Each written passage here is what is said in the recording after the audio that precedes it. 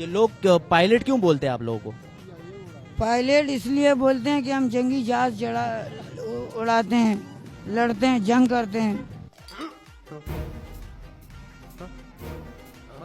किसके साथ जंग करते हो? इंडिया वालों के साथ।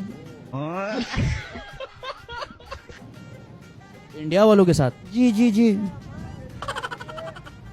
अगर मैं आपको वज़ीर आज़म बनाऊं एक दिन के लिए तो आप क्या करेंगे? हम मुंशियात परोश को धमाके से उड़ा देंगे।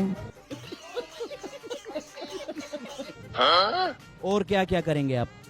और यही करेंगे, अगर हमारा हुकूमत आ गया तो इंशाअल्लाह सबसे पहले तो मोटरसाइकिलें बंद कर देंगे हम।